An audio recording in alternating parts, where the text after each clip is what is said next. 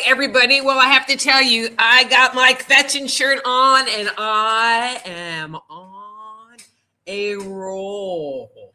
And what I want to know is why is it so hard?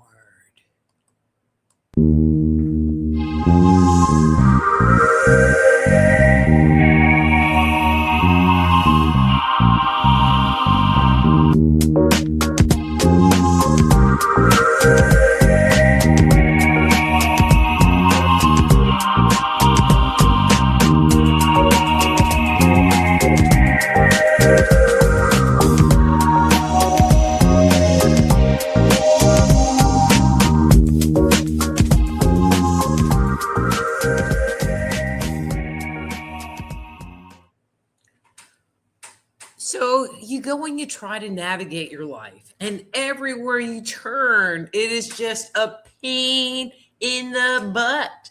It's like you try to do one simple thing, and it just seems like there's a giant roadblock thrown in your way. So I could probably go on for a couple of hours here, but I'm just going to cite a couple of examples that I think y'all can relate to that can just maybe make you just a little bit cranky, because I know it's not just me.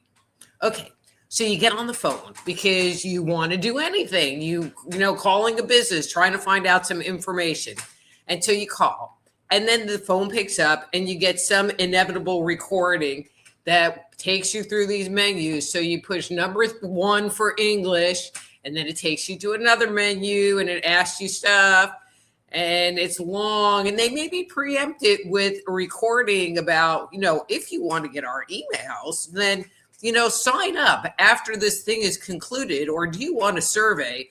And then they say all that. So now your eyes are glazed over and you're not really paying attention because you just want them to stop. And then they give you the menu that doesn't make any sense. And so it's like, well, I guess it's kind of number 3, maybe. Then you push that. Then you get another menu. And it is, it is awful. Then you finally get to where you think you should be, and you get on perpetual hold. I made a call to this one government organization, and I was on hold for 2 hours. I had to put my phone on the charger. Then, and that is if you don't get hung up on in the middle of your 2-hour hold, waiting for somebody that probably doesn't speak English to answer the phone.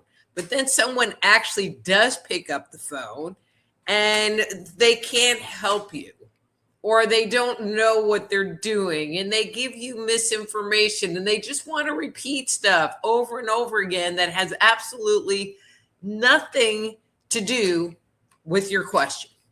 Nothing. And it's like, well, did I help you? It's like, no, because this is my question. Well, blah, blah, blah, blah, blah. It's like, okay, hon, come back. That's not answering my question. Here's my question. Let's try this again.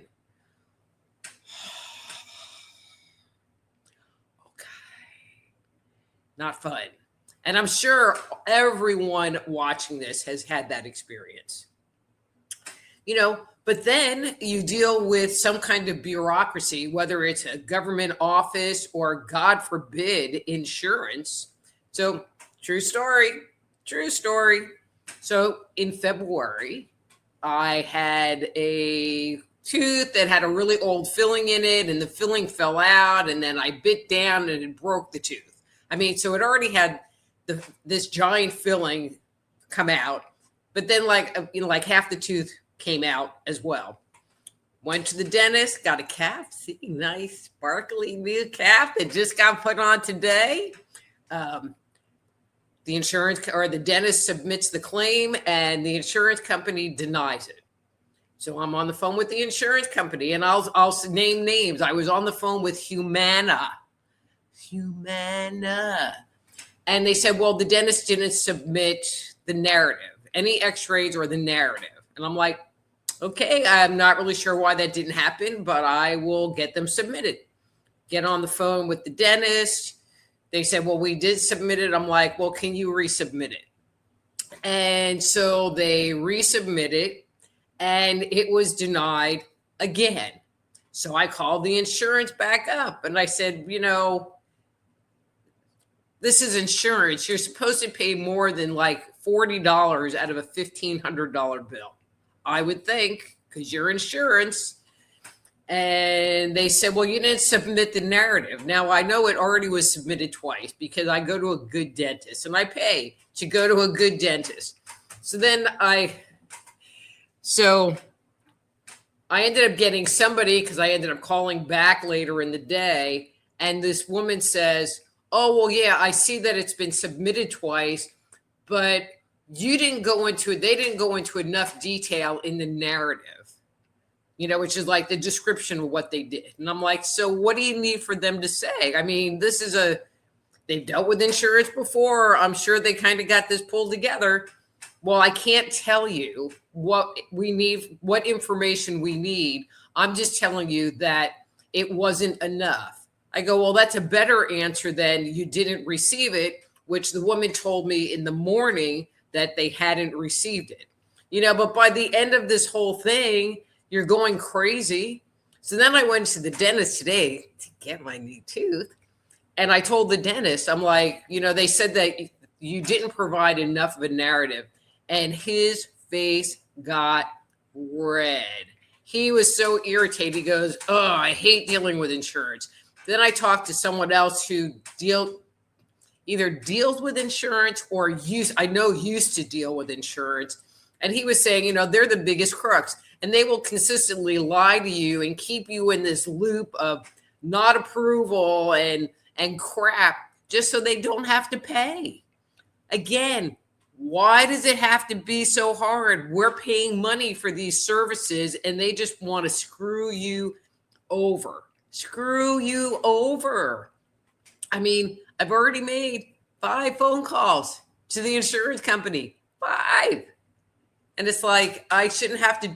It is not my responsibility to get them to do their job right. Sorry, it's not your responsibility to get people to do their job right. But for some reason, they seem to think it is.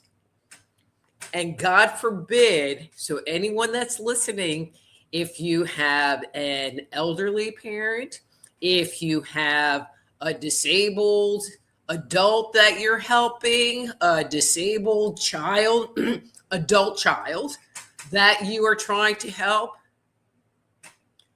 good luck. Just good luck.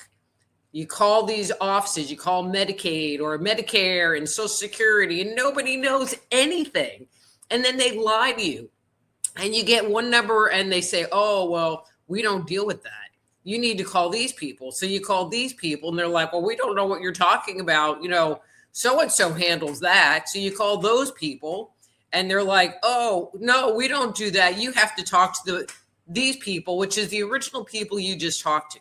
So it's kind of like, so nobody knows what's going on. All you get is the runaround, or they'll say, oh, well, you need to talk to so-and-so. And then they give you a number that's not to that place, or it is to that place, but I don't even know.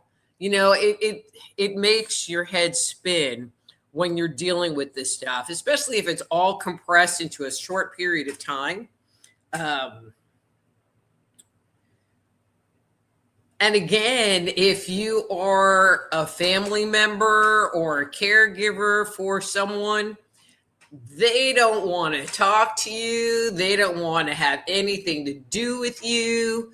You can have a person that is comatose. And if you say, well, I'm calling about a prescription for something, they're like, well, we need to talk to that person on the phone.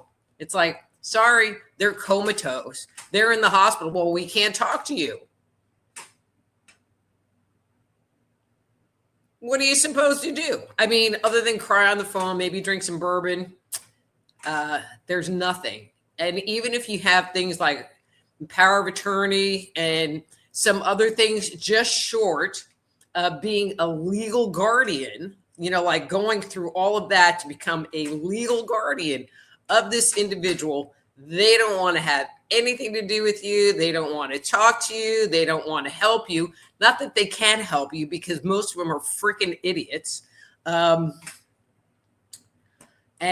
I don't even have advice, you know.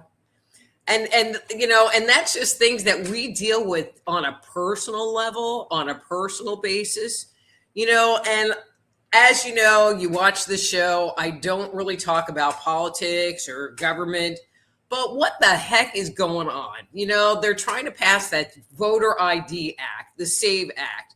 And according to both Fox and CNN, so obviously diametrically opposite points of view, 80% of the country wants voter ID initiated as part of the election process. So why is it so hard to get it passed? Why is there this stinking meltdown? Oh, well, you have to go change your birth certificate.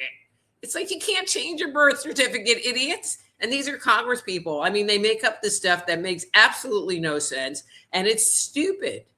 And if you're a woman and you've changed your name and it's been more than a couple of years, you have to go down with your marriage license and your birth certificate and get it legally changed on your social security card and on your driver's license.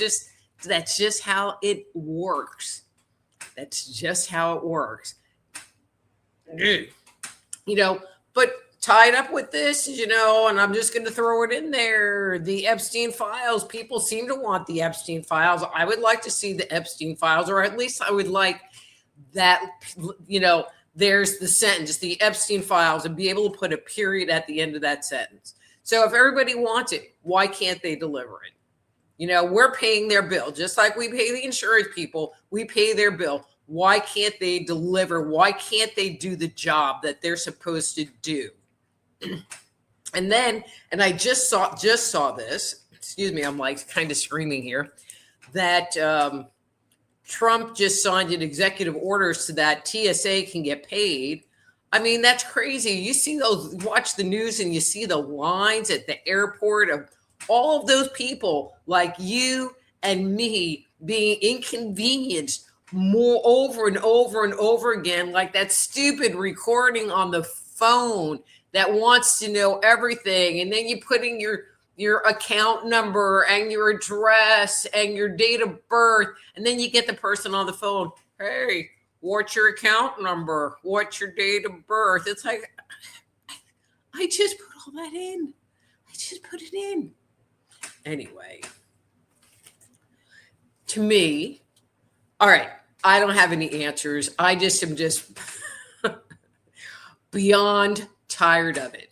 I'm not sure what you can do to change it. I would like to figure out a way to make this not be the reality that we're in. I feel like the more it happens, the more we are being trained to just accept it as this is how it's supposed to be, that everyone's just going to lie to us. And humanity is at the bottom of the list of priority. And it bothers me, and it leaves me upset. And like I said, I think in the last couple of months, with the war going on and everything else going on, all of this crap is starting to bubble to the surface of people's psyches, and they want change. They want something different. They don't want this anymore. So I don't mean to rant and complain, although I did have my complaining shirt on. And I hope you found some value in what I had to say. I always try to keep it light, but I don't know. I just felt like I just had to let it out. Okay. So if you're enjoying the show, and if you like coming here, I would really love it if you would connect with me on social media, if wherever you're watching this show, whether it's YouTube or Substack or Rumble or any of my other social media profiles, please like and subscribe to my channel. I would, give the show a thumbs up and just let me know that you're out there, and spread the word that they can come here and get a free on-air psychic reading. So before I get started, well, there's a pretty good list of comments in there already. So here are the ground rules. If you would like to get a reading, just go into the chat and say, hey, Dr. Rita, you have a great hair today, and I'd like to get a reading, and give me a number between 1 and 3. And that's how many times I will shuffle the cards on your behalf and then do your reading. But you can always go to soulhealer.com/live and jump the line and move to the front of the reading stack, because if you jump the line, you will be the next person getting a reading. And if you would like to ask a personal question, that's not just a general card reading, but something very specific to you, do the Ask Dr. Rita box. That's at soulhealer.com/live. And while you're there, you can always leave me a little something in the tip jar. Sweet. Okay.